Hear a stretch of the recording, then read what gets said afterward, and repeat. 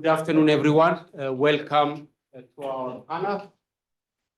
Thanks for joining us today, either here in person or if you tune in online for this important timely discussion on small modular reactor and their role in our region's energy future. We are thrilled to see such great turnout, which we haven't expected, which speaks to the level that the community interest as well as engagement around the topics. The panel is hosted by the Institute for Northwest Energy Future, also called INEF, which is located at Washington State University here at Tri-City campus. And one of INEF core mission is to facilitate dialogue and advance research that support resilience, affordable, and low carbon energy future for the Pacific Northwest and beyond. So today's event reflects that mission, bring together experts from academia, industry, and national lab to engage openly on topics that has both significant potential as well as pressing community questions. As many of you know, Amazon and Energy Northwest recently announced plan to deploy SMR in our region to power data center and regional operation. This partnership have generated both excitement as well as questions, ranging from opportunity for economical growth, low carbon energy innovation, to concern around safety and waste management. Our goal today is to explore this complex issue from multiple perspectives, including technical, environment, economic, and social. So we have invited a panel of experts in SMR and advanced nuclear technology to share their insight and engage in meaningful dialogue with you. In terms of formats, we will begin with a moderator guided discussion, followed by questions from the floor. So please hold your question until the Q&A session later in the session. We hope this panel not only inform, but also spark continued community engagement and collaboration as we collectively shape our region's energy future. With that, let me briefly introduce our moderator, Christina Lord, who brings more than 20 years of journalism experience to our today's discussion. She has served as the editor of Tri-City Area Journal of Business since 2016. And prior to that, she spent over 17 years at the Tri-City Herald, covering a wide range of issues. Thank you, Christina. So the floor is yours. And thanks everyone for coming again.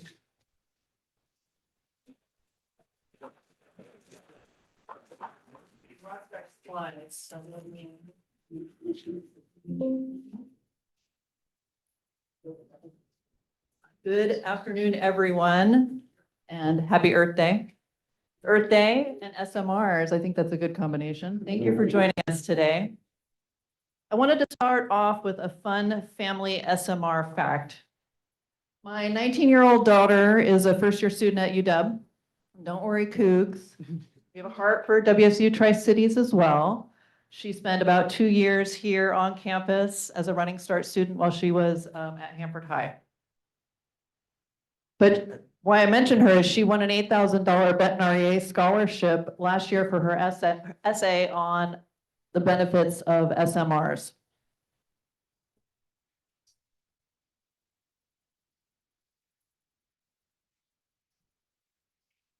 And I promise you that was not why I was chosen to moderate. I just thought it was fun to mention my little local intersection with SMRs. And what better place for this conversation than in the Tri-Cities, a region deeply tied to the history of nuclear development with the Hanford Nuclear Reservation in our backyard. Okay, there we go.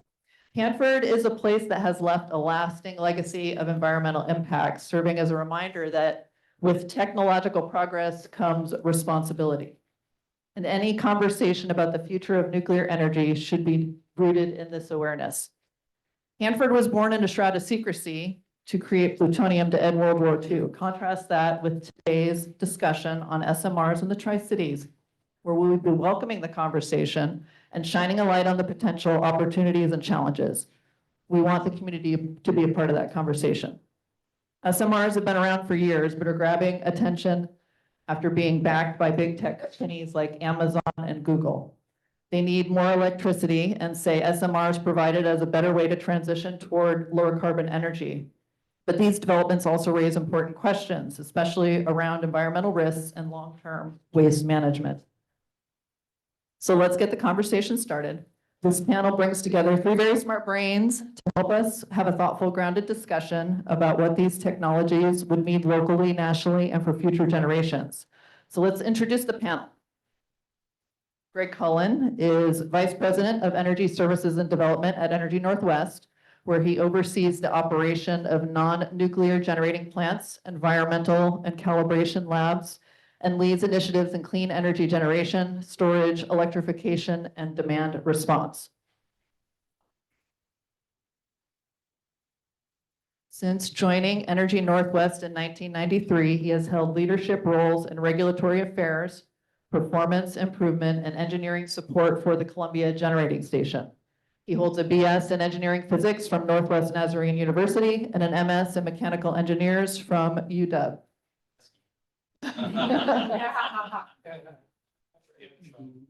Mark Nutt is the manager of nuclear energy market sector at PNNL, where he oversees programs supporting the U.S. Department of Energy's Office of Nuclear Energy, the Nuclear Regulatory Commission, and international and commercial partners.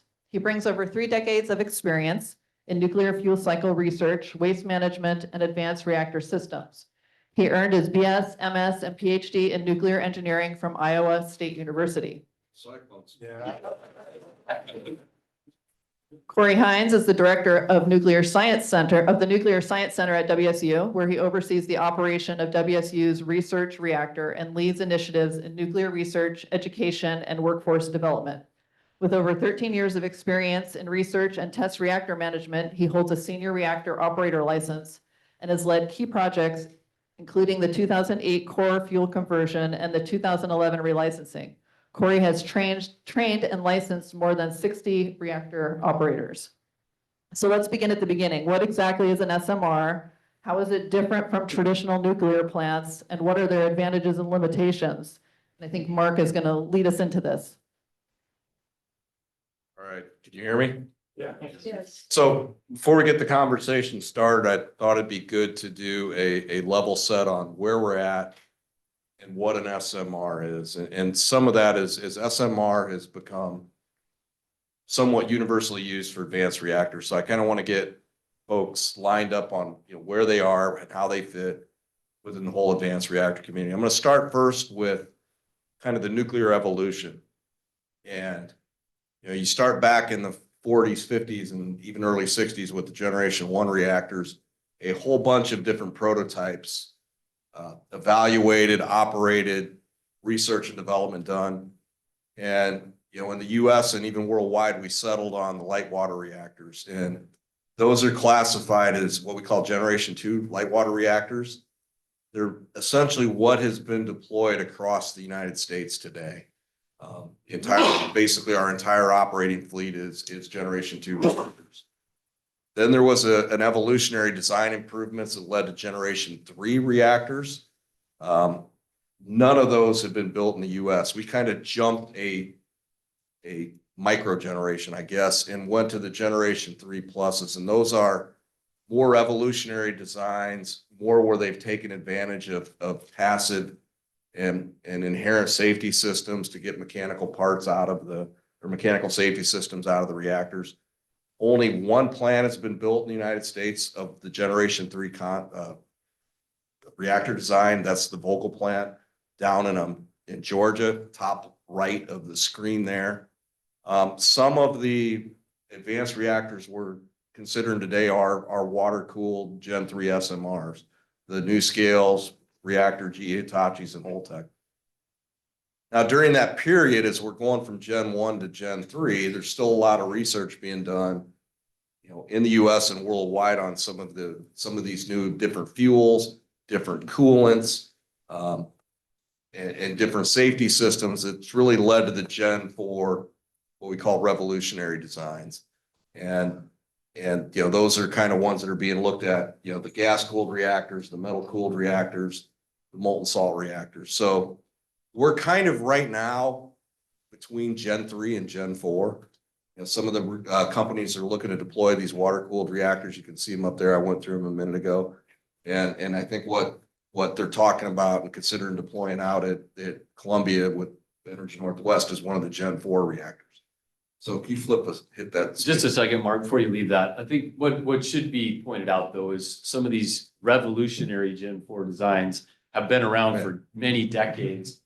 In fact, the X-energy technology that we're looking to deploy, the very, very similar technologies were licensed and operated in this country or operated in Europe. And then the TerraPower technology, which uses molten or sodium to cool it, is basically just an updated design to the fast flux test facility that operated just north of Richland here for decades. So we call these advanced reactors. We say they're generation 4 and they're revolutionary, but most of these designs have been proven, they've been operated, and we don't worry that we're going to build it and push a button and nothing happens. We well understand how they work. Thank you. One more. Like the space bar. So, we talk about, there's different sizes of advanced reactors that are out there. And SMRs tend to fall in the 200 to 300 megawatt range.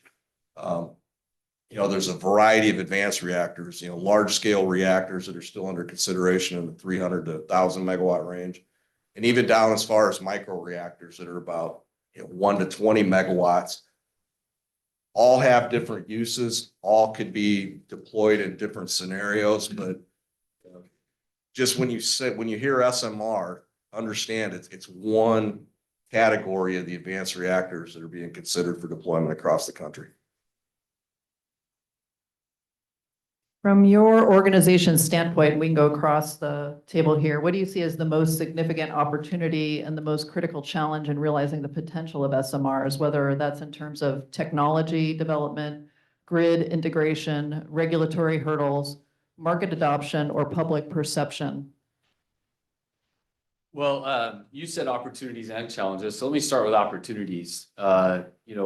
Rick Dunn sitting back here is the expert on this, and he could wax eloquent on this for hours. But, if you think about trying to decarbonize our electric system here in the region, that is very, very difficult and very, very expensive. The only options we have are renewables and batteries. And so the utility leaders of this region will tell you very clearly, we have to have other solutions that provide more steady, more firm, clean power. And so as was said earlier, companies like Amazon in our case have recognized that, they're going to need a lot of power and they want it to be carbon free and they need it to be operating 24/7 and not just subject to the weather. So they have recognized the importance of nuclear in filling that role.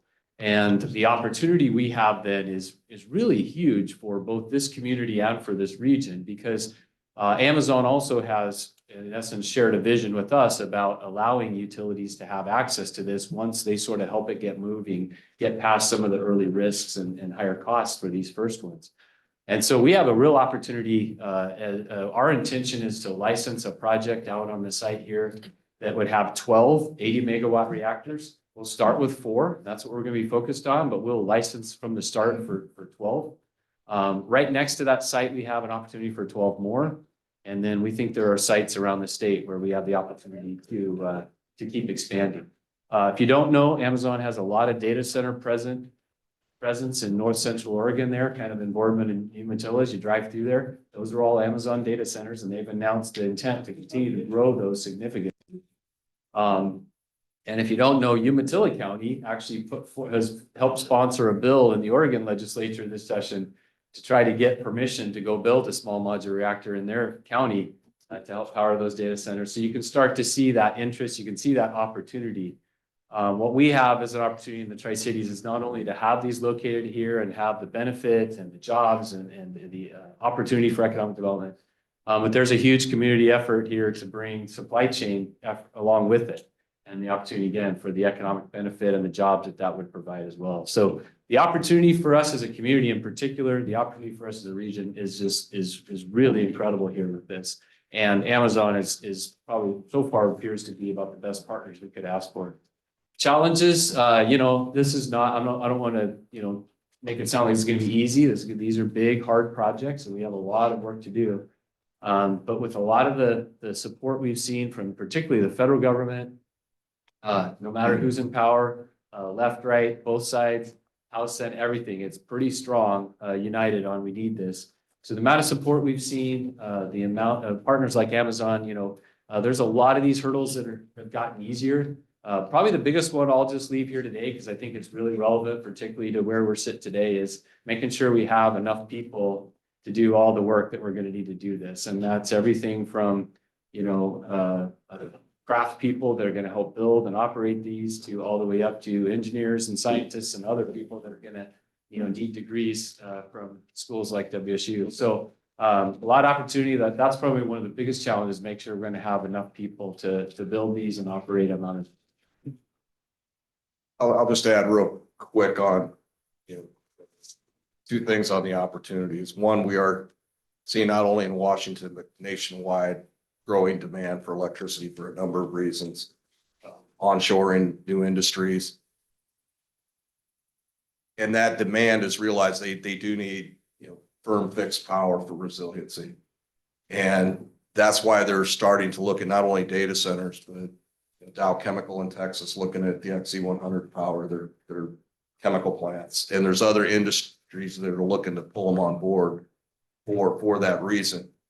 And the variety of the different sizes are out there provide flexibility for communities that may be able to handle one of the big 1,000-megawatt stations to smaller communities that could want an off-grid microreactor to power them for a variety of reasons. So there's a lot of flexibility out there.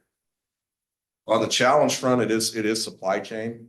Our entire nuclear supply chain over the last 30 years has gone overseas. So there's efforts underway to try to bring back parts of that domestic supply chain. Uranium fuel supply is one of them, and we're working with the Department of Energy on that. I think as Greg indicated, there's a lot of opportunity here in this community for the supply chain. In fact, us and Washington State, Energy Northwest, Washington Vertical Cluster, a lot of us are working on ideas and concepts to try to bring in some federal funding to try to work to grow that supply chain here.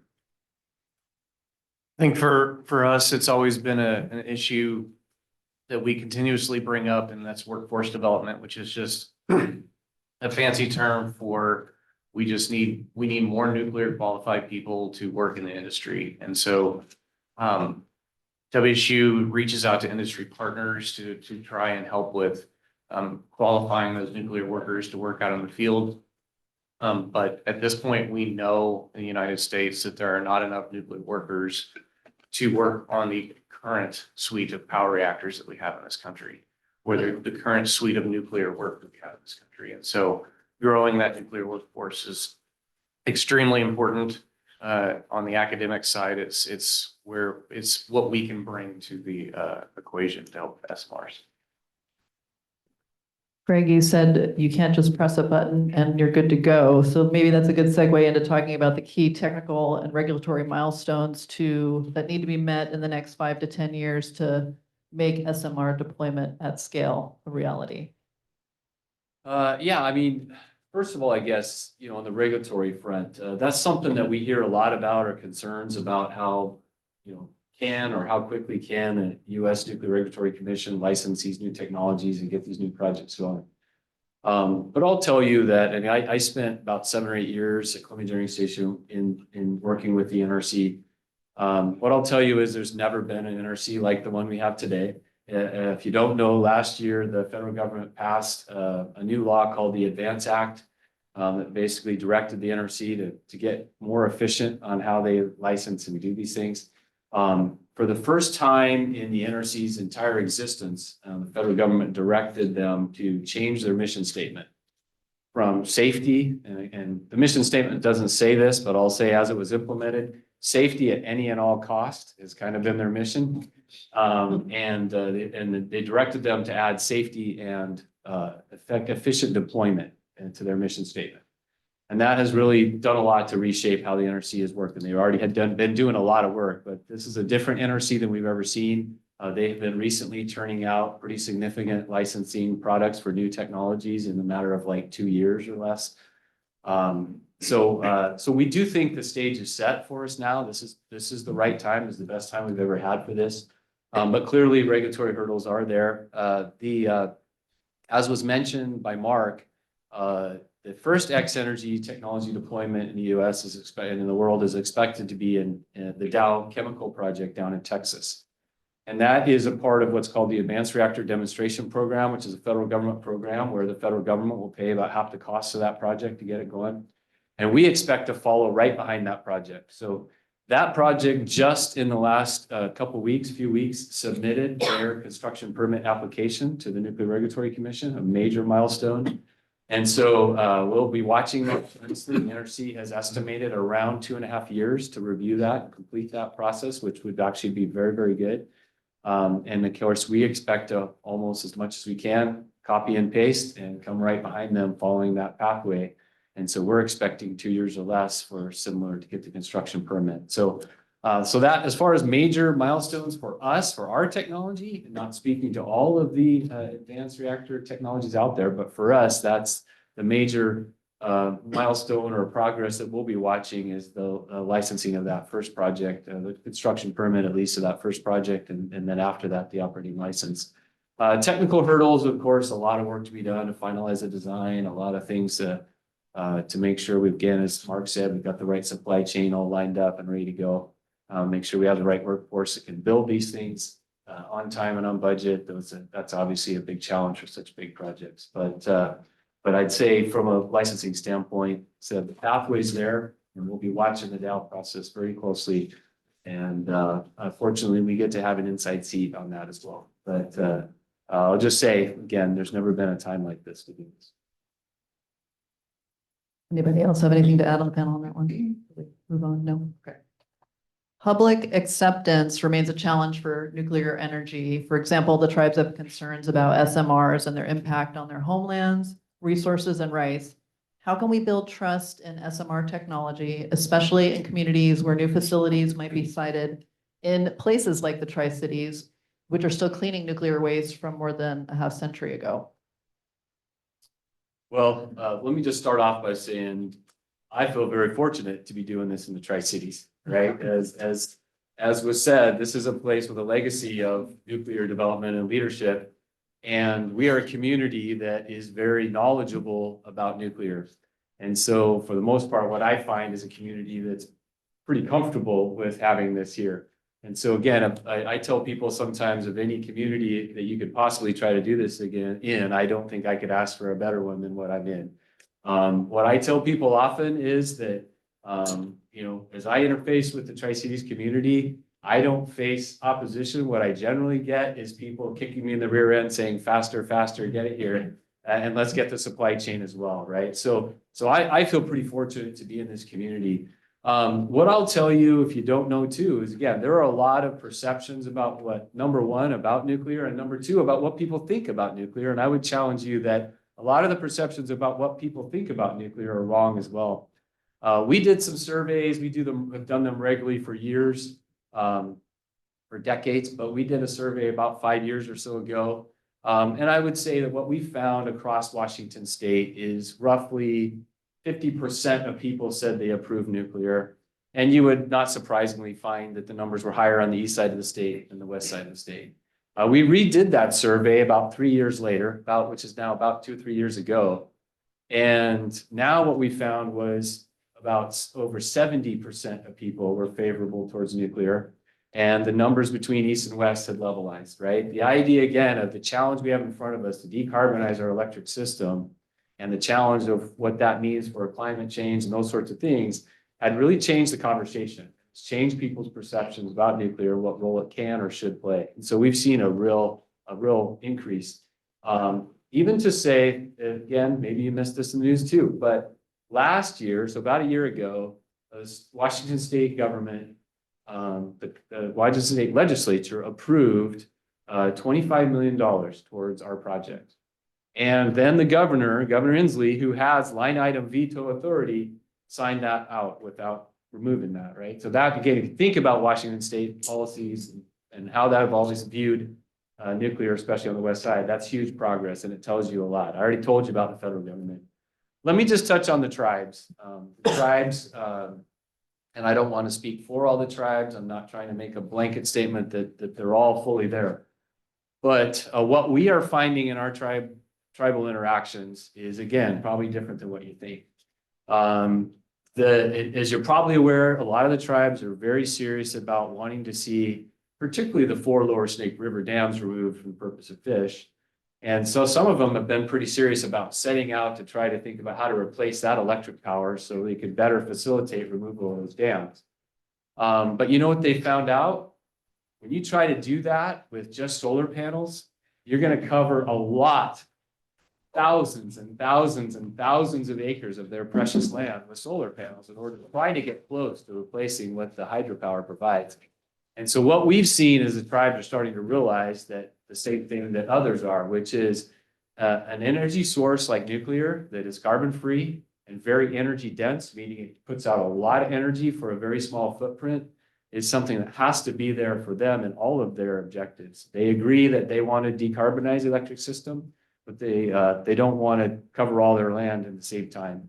And so what I like to quote someone, not a tribal person, but someone that we have been using as a consultant that had done a lot of studying around this and kind of concluded that I hope that while we're saving the planet, we don't destroy the environment by just trying to do it with batteries and wind turbines and solar panels. And so I think what we're seeing is even the tribes are making that same recognition that this provides a really attractive option for them in their objectives. So what we're finding, we have one tribal group that's been very, very supportive, wants to maybe help us even financially. We have other tribal groups that are moving along that pathway pretty quickly. And so we're very optimistic about the support, actually thinking we'll get to the point of support from some of the key tribes in this area. Real quick, just to add a little bit, Washington's not alone. You know, there are a lot of states that are starting to think about deploying nuclear. Kentucky, West Virginia putting new on. We heard Oregon potentially considering it. There's states that are overturning moratoriums that have been put in place on nuclear power. So there are, you know, for a lot of the reasons Greg said, recognition across the country that it could be a viable source. And some of those states are just looking, they just want to be overturn some of those moratoriums so they can actually even just do a feasibility study. They just want to understand if it can make sense for their state. So the public perception of 10, 15, 20 years ago has changed. And the U.S. Department of Energy put out a report a couple of years ago, recognizing that was a different administration, but put out a report a couple of years ago that basically said if we want to meet our decarbonization goals for the electric sector in this country, we really need to triple the amount of nuclear that we have in this country, and that's significant. And that's really, that report was part of what led to, if you saw a couple of years ago at, I think it was COP28, the international kind of climate conference where there were 20 plus countries that all came together to pledge to triple nuclear generation in order to help decarbonize the electric sector. So as Mark said, it's not just Washington State, not just the Tri-Cities, but it's across the US. We're seeing that, and really around the world, we're seeing that same right.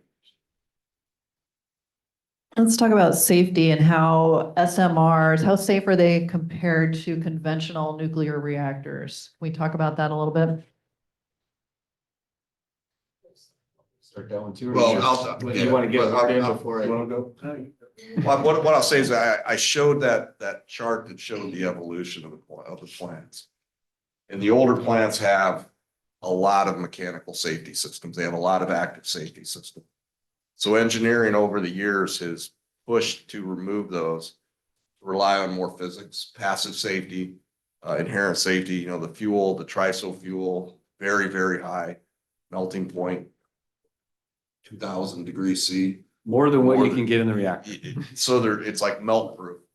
The sodium fast reactor has a lot of inherent safety features, and one of them is when it actually heats up, the core expands, you get more neutrons leak out, and the reactor basically turns itself off. They did a couple of seminal experiments at what was Argonne West, and it's now Idaho National Lab in the EBR-2 reactor, where they just turned the coolant, the secondary coolant off, and that reactor temperature went up, came back down, and it leveled itself off. So there is a tremendous movement away from the active controls to let physics do its thing. And I think just to build on what Mark said, of course, I believe all reactors are safe. But as he said, we've found ways to do it better, and rely less on electric power or mechanical systems. And I think those are critical, and all of the Gen 3 plus are pretty much in that place.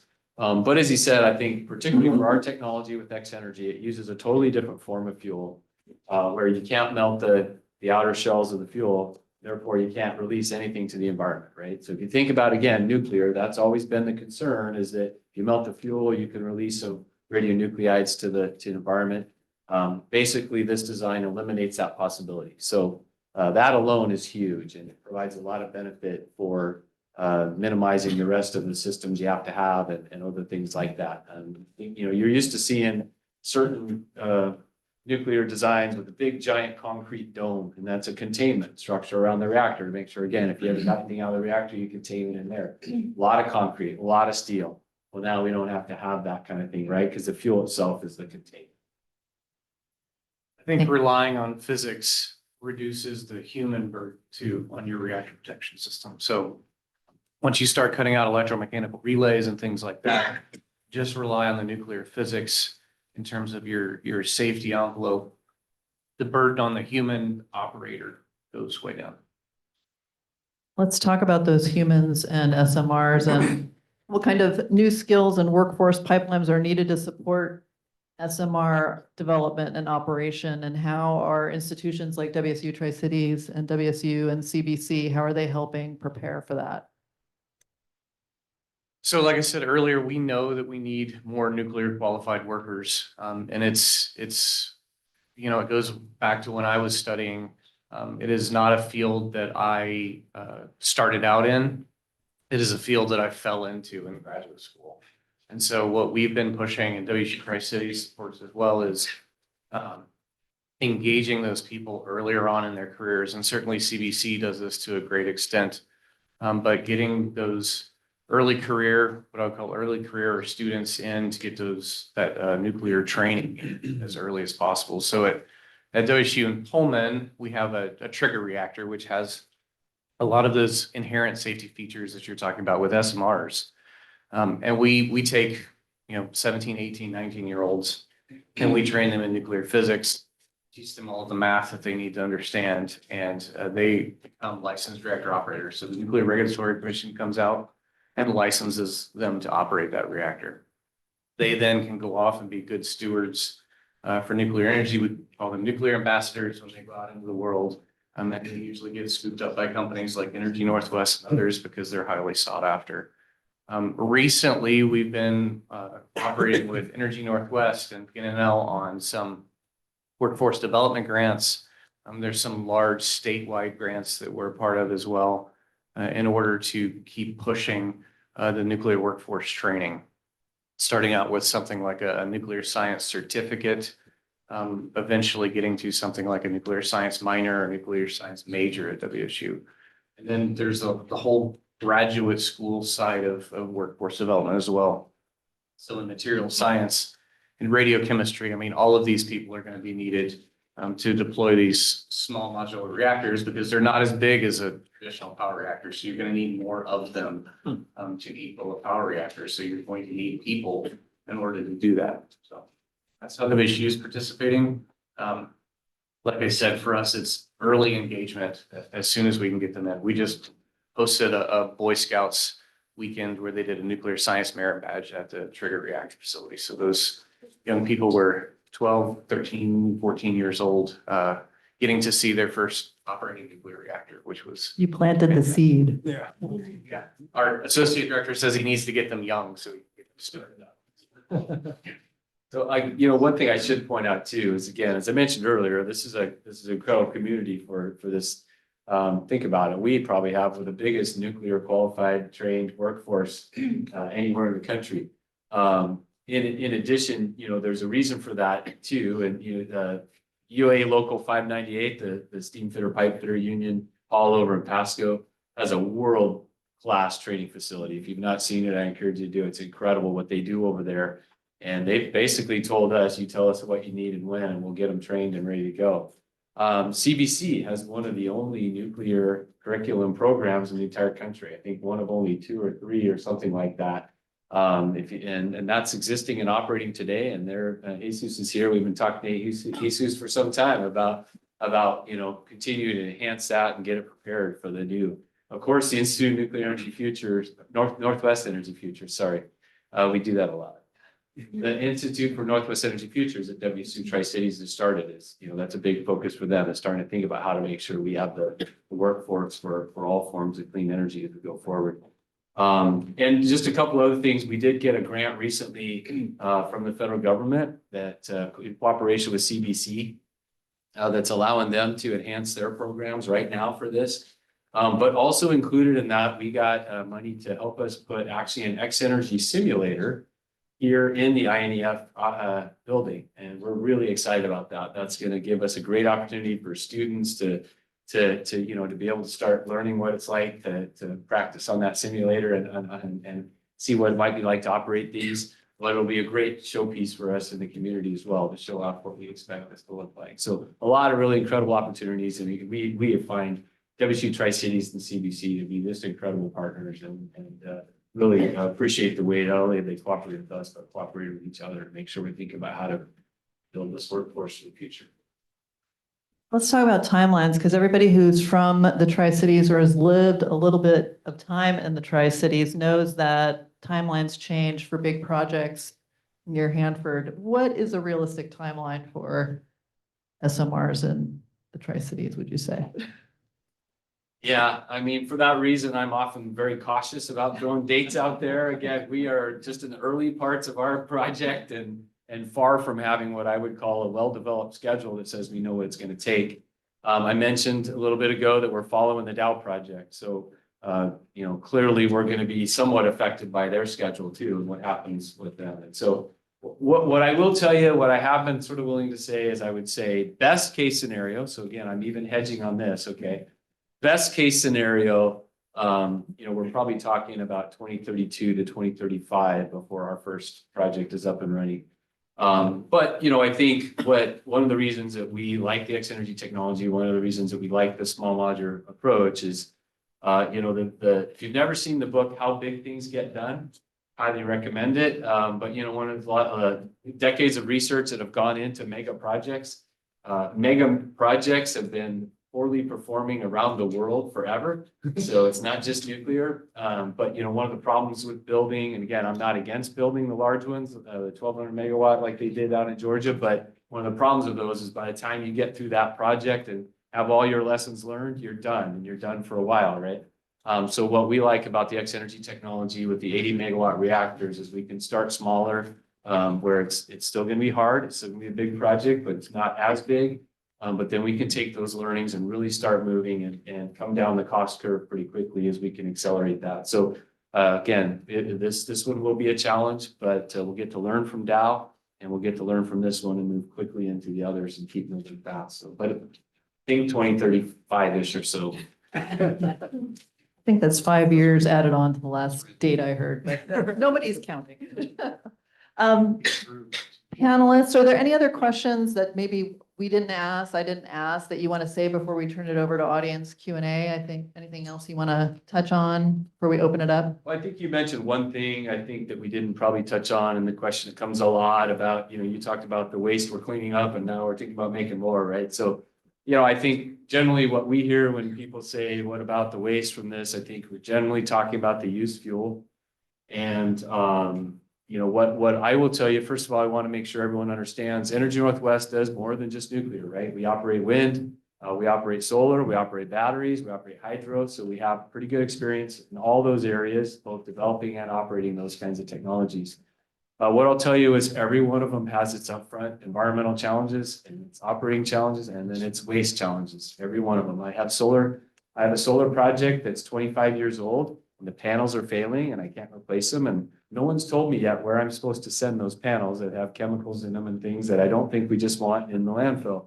I have wind turbines that when they're done, I'm not sure what I'm supposed to do with those. I have batteries that when they're done, I'm not sure where I'm gonna put all those cells. Right now, there's not really a means to recycle all that stuff. So every technology has its pros and cons. I think, again, one of the tribal representatives that we met with recently said, in their minds, there's no such thing as clean energy. Okay, there's no such thing. They all have their pros and their cons. Okay.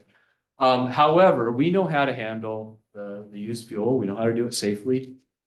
And so that's good. That's built into the design of the X Energy technologies, how we're gonna manage the fuel, store it on site safely until national repository is available. But what I will tell you is, I think as a country, we have to get back to talking about recycling used fuel. This is not waste. It is actually a very, very valuable commodity. And we've been working with a company called Curio that believes they have a national lab proven series of processes that would allow them to recycle fuel and get reduced 96% of the volume. So you have 4% of the volume left when you're done that you started with. Everything else is usable products that they can sell on a market. And they even have some people talking about some of that last 4%. And so as a country, we have an opportunity to get back and really make use of this, not treat it as just purely waste, but recycle it, get the additional value out of it, and greatly reduce what we end up having to store. And by the way, I'll just tell you, there is a potential opportunity for that company to locate a pilot project here in the Tri-Cities and demonstrate that technology.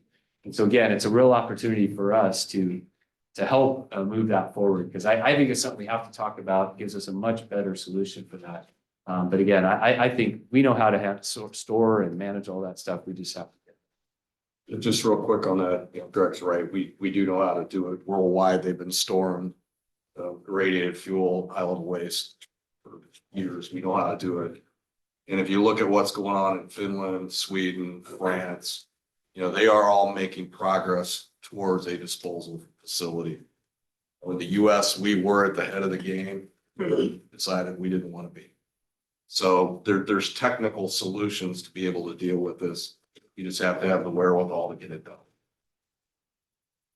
I think that's excellent to be all of this on Earth Day. Let's recycle the fuel. Let's open it up to Q&A now. I would love, not to put any students on the spot, but I would love the first question to be from a student.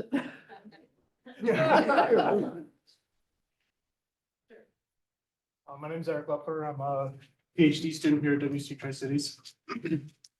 I would be curious, how do we overcome the black eyes that the nuclear industry has received from the things like WPPSS, VC Summers plants 2 and 3, other things like that? How do we overcome the issues that happen with those nuclear projects? So the question for those online is, how do we overcome some of the nuclear projects that haven't gone well, both here in the state and then even the ones in Georgia that are finished?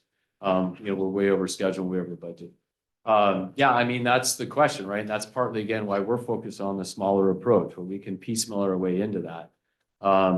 However, I will say there are a lot of learnings from the Vogtle project down in Georgia and the one in South Carolina that didn't get finished that we are bringing into this as well.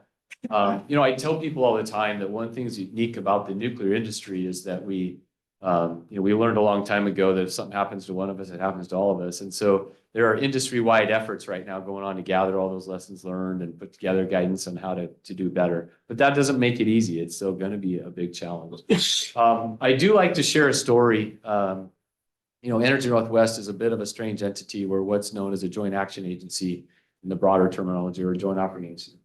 It turns out that one of the bigger subscribers to the Vogtle plants down in Georgia is the Municipal Energy Authority of Georgia, which is another joint action agency like Energy Northwest.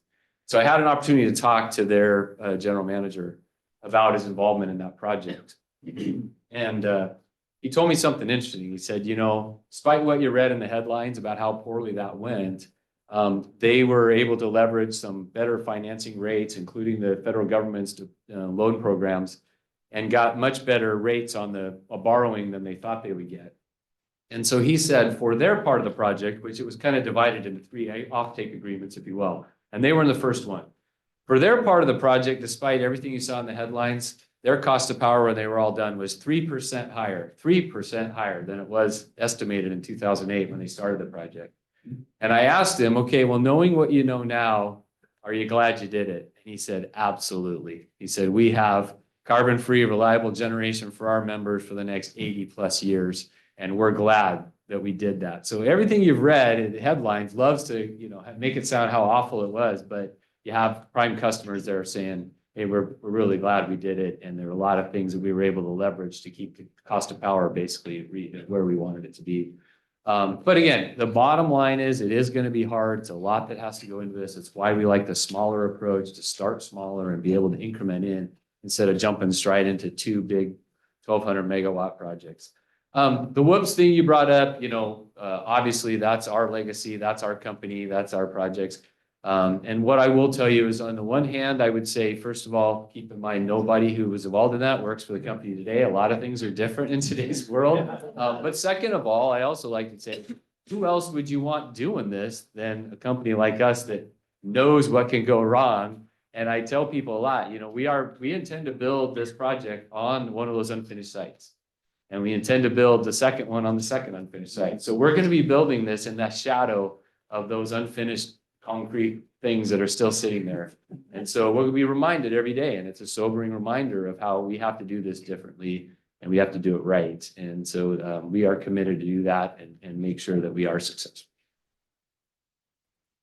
Other questions? So I'd like to bring us back to the supply chain. So if X Energy is building the first of a kind,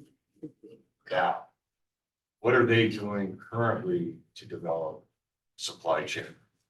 And what's their status? X Energy has done a lot to identify who's building what part of the systems and what part of the supply they're going to need. They've got all that pretty well identified and laid out. They even have, in some cases, secondary suppliers.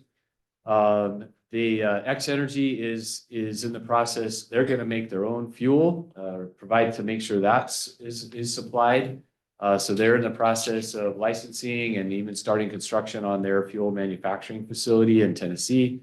But the problem is, even on that, the big challenge with supply chain is, if you're a big company that makes this kind of stuff, when are you going to invest in building out the capability to do it at the scale you need to do it?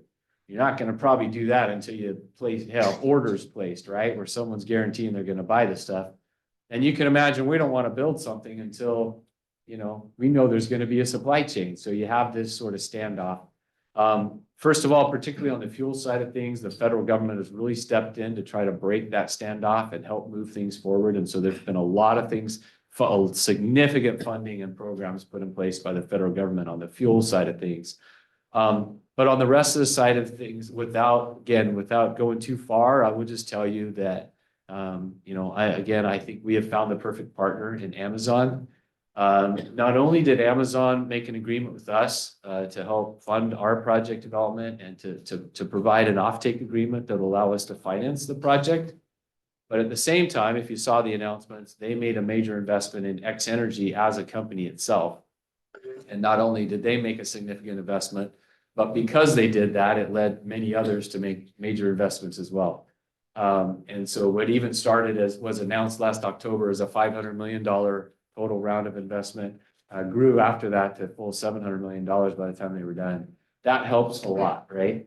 But in addition, Amazon has basically said they're willing to look at the key parts of the supply chain that need orders that they'll guarantee and even investment in possible places. So all we really need are the people in the supply chain that are willing to be forward thinkers and willing to work along with us. As we take a little step, they'll take a little step, and then we'll all work together to get there. But I think we have Amazon and the federal government moving pretty hard to try to break us out of that standoff. Yeah, I appreciate your explanation for why SMRs are small. I thought that the primary advantage was that you can mass produce them, but I see the value of the learning process when you have multiple units that you're producing. But there's a reason why the generation 2 reactors are as big as they are. There are economies of scale. And so is it possible to take what you learned from building the SMRs and apply those to larger reactors? Okay, so again, for those online, the question was, you know, the bigger reactors are bigger for a reason, economy of scale. And so can we take what we learned from SMRs to the major reactors? Yeah, I think we can, but at the same time, a lot of the learnings are going to be very specific to these designs and how you build them. And so you're absolutely right. And without getting in a full-on philosophy discussion that I could talk about for hours around, you know, where we've settled, it's another reason we like the X energy technology, that we think it's small enough to provide the advantage. Some of them I think are a little too big. They're right in that no man's land middle ground where you're not getting the economy of scale, but you're also not getting the small opportunity. So I think going back to one thing you said too, there are, because of the size, there are a lot more components that will be off the shelf or manufacturable in, you know, in a factory and brought to the site. So we do have that advantage with these. But generally, I think the big key is going to be the ability to take those smaller things, get the learnings and move down the cost curve fast. And I would say, you know, get to those costs, those lower costs faster than you could trying to build, you know, big 1,200 megawatt, where again, it would be a long time before we go try to do that again. The other thing that I will tell you is I think you know, the opportunity we have is still to get some of that economy of scale by the fact that, as I said, we intend to license the site for 12 modules, right? So that's almost a gigawatt of power right there. So you think about the licensing app parts and those costs, you think about some of the base infrastructure, the connection to the grid. There is a lot of that is at scale, if you will, or quickly scalable and is done upfront, if you will. So we think it gives us that opportunity to also just, for example, on that 12 module project, get the first 4, you know, going. And again, if it's going well, we can keep moving and just keep going without having to go back, start all the way over with licensing, with site prep, with base infrastructure, those sorts of things. So I think all told, I think this is the right pathway for us right now. You know, someday, you know, maybe we'll get back to building the big ones too. I think there's opportunities for that. There's actually a big push right now in the country to go back and take what we've learned and keep moving instead of just say, well, that didn't go so well in Georgia, so we'll stop, you know. So I do think there are opportunities there, but you have to have a lot of need.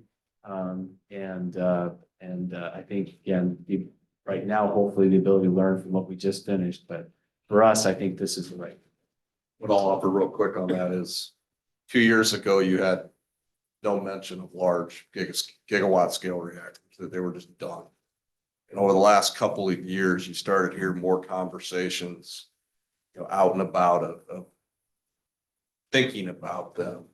I think Greg's right on the, you know, what the SMRs can offer, but, you know, I don't know if they're totally dead yet. So you might see them come back. You know, you're talking, fission reaction for power. Why don't we bite the bullet and go to the next step, fusion reaction? 10 years ago, read all these articles about 10 more years and we'll have fusion reaction and it's going to be the savior for the United States and the world. And you never hear anything more about it. So there's a lot of fusion developers around. There's several that sit over in Seattle that are looking at developing fusion machines. It's probably still 10 years away. I think the article you read 10 years ago that said 10 years from now, you could have read that same article 20 years ago or 30 years ago or 40 years ago. So Yeah, but I mean, what, you guys are intelligent, and know all this information. What happened to fusion reaction? Why? well, like why Mark isn't it- said, there's been more money poured into fusion in the last 2 years than I think the entire life cycle of that combined before that. There is a lot of work going on in fusion. And there's a lot of promise. It's just that, again, it's a hard problem. What I hear is at least 20 years away right now from the experts that are really involved. But again, there's an opportunity there. It's just that our advanced reactors, like I said, have actually been licensed to operate in the US, so we know a lot about them. I think fusion, there's still a lot of hurdles to be cleared. net energy gain fusion reactors still require technology that has not been developed yet and materials that have not been developed yet. So we're 10 years out. Probably Tri-Cities math, I'll just add 5 maybe. I'm going to stop for a couple of online questions. Greg, you mentioned workforce. Can you talk about numbers and skills? How many people are you predicting to hire? What skills are needed? When going commercial, will there be other areas in the state that need to be prepared for training and placing a workforce? Yeah, a complicated question, and I don't have great answers. I'll just say, listen, again, to build these things, you know, we're probably talking a peak scale of maybe 1,000, maybe 2,000 or 3,000 potentially. And again, we need all kinds of craftspeople, electricians, pipe fitters, carpenters, you know, all of it. We're gonna need all of it to help get these things built. Welders are significant, right? Those are all the kinds of things that we really need. But again, a ton of engineers, a ton of civil engineers, all kinds of engineers, all kinds of scientists, all kinds of technical people that are going to be involved in this as well. We're going to need project managers and all kinds of stuff. So you name it, you think about anything to do with big projects, we're going to need all that. Going into operations, I mean, we do expect these to be operating much smaller staff than the traditional fleets. But we are expecting to have, you know, a lot of on-site, you know, sort of cross-trained maintenance folks that'll be operating and maintaining them on site. So we'll continue to need, you know, people that know how to work on modern equipment, much more modern equipment than what we have in Columbia Generating Station. So again, it'll be a very different skill set. And, you know, I think that's the kind of stuff that we're, again, talking with CBC and WSU Tri-Cities about is, you know, what are these new technologies that are going to be leveraged that we need to make sure our programs are helping educate students on to be ready to work on for us. So operating staff, we're again, still a lot of questions to be answered before we're all done, but we think we could, you know, a 4-module project could be operated by somewhere around 100 people on site. And then I guess you add more modules, you know, if you add 4 more modules, you're not doubling the workforce, right? You know, you're incrementing up a little bit, but it's not growing at a linear rate. So think in terms of anywhere 100 to 200 people, you know, on the site operating the plant out into the future. Sir, you had a question. Did you have a question? Yeah, I want to ask, I was looking at the Project Pele a couple of years ago, 22, and is the Dow project going to be completed before Project Pele up at INL? So understand what Project Pele is. They're 2 totally different efforts. So Much smaller? Pele is a Department of Defense base micro reactor, Micro, about yeah, 10 megawatt reactor right, I design. knew it smaller. And what they're looking at, it's on that chart. Portable Portable. The intensity is portable. I mean, I showed you that chart I had up in the second chart. It's way on that small scale side where the SMRs, you know, are about 80 megawatts a module that can be deployed. Yeah, So you said you'd have a to, gigawatt for a dozen, so I And- figured that. and the Department of Defense is willing to pay the higher price for electricity for their reasoning versus a commercial deployment has to have. So they're both, they're commonalities, they're both nuclear reactors, but they are very different applications. Yeah, very, very different. You think about, again, you want the ability to drop a reactor onto a just set up military base and power it. That's a completely different design challenge than what we're dealing with. So it's just very, very different. Any other questions in the room? Lots of hands. Sir? Could you do a compare and contrast with what's going on in China and United Kingdom versus what you've already discussed in the United States? Well, I'll start with China. You might, and again, obviously we know some things about China. We don't know everything we'd like to know about China. But, you know, what I will tell you is China is successfully on schedule, on budget, building both the large reactors and the small reactors today. And in fact, they just started up a couple of years ago, a high temperature gas cooled reactor design, very similar to the X Energy design. It's up and running today. Like I said, they're building them at reasonable prices and staying on schedule. So it's, again, they're pretty darn committed to the program and to making it work. UK is, they're probably a little more like us. There's a lot of activity going on, a lot of promise, a lot of things they're gonna do. But they're, not necessarily deep into a lot of construction and making a lot of progress either. So they're probably about where we are. You should note that probably 5, 6 years ago, Canada actually developed an advanced reactor roadmap that was part of or an SMR roadmap that was a government activity. And Ontario Power Generation in the province of Ontario is moving ahead on their own small modular reactor project. They're building the GE boiling water reactor 300 technology, but they're pretty serious and committed to moving on that project and they fully expect to have the first SMR online, and I think it's entirely possible they will. And France, of course, which is currently about 80% or so nuclear for all their electricity, has kind of doubled down and said they're going to continue on to build that out as well. I'll just say with China, they're trying to build every reactor design they can. And then seeing which one of them works, and they are moving fast. We're at 5 o'clock and there's going to be a half-hour reception after this meeting. So we're going to do one more question. And then perhaps we can, our speakers speak to you one-on-one at the reception. So you've had your hand up for a while. Thank you. Go ahead. So you already talked a little about the trade-off between economies of scales and the flexibility SMR provides, but from a community's point of view, do you see a difference in the cost benefits in the long term that they face when you compare it to the conventional reactor? For the community, like the community you site them in? Yeah.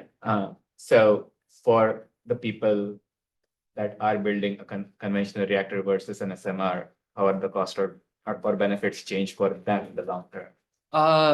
No, in terms of job opportunities, in terms of, both during construction and operation, in terms of supply chain opportunities, in terms of, what that means to the community, I don't think there's a difference. The only possible difference, and this is what Steve was referring to earlier, is just, how quickly can you move down the cost curve and get to a competitive price for the pallet? Right? That's the key. But like I said, I think for us, that's what, as he said, is what's led to the larger scale over time is just that, there's certain things I have to do, like get a license, have a security force, have an operations team. So if I got to pay for those, whether I'm putting out 500 megawatts or 1200 megawatts, I'd much rather put out 1200 megawatts. So that's always been what Steve was referring to get you the lowest cost of power. But I think what we're focused on is how to do that with minimizing the construction costs and moving that down quickly. And then again, we think operating staffs can be much more efficient, smaller than what we see. So I don't think for the community, appreciably, they would notice any real difference, like I said, other than again, in the end, what's going to do is how quickly can we get to the right cost of power. If there's a lot of interest and that's terrific. We're so happy to have this great turnout here. But are there resources where folks can go to dig deeper into the SMR world that you can recommend to our audience? One resource would be colleagues of ours at the Idaho National Laboratory. It's called the Gateway for Accelerated Innovation in Nuclear, and they have a very good set of documents, reports, fact sheets, you name it. And I'd suggest going there, looking for information they have. And I think the Energy Northwest website, energy-northwest.com is, a place where you can see a lot of the press releases, announcements about our project, things like that. We do have some things on there. I'm not going to tell you it's awesome, but we have some things on there about small modular reactors and kind of the concept of what we're pursuing and those sorts of things. So that's also a resource. Let's give our panelists a round of applause.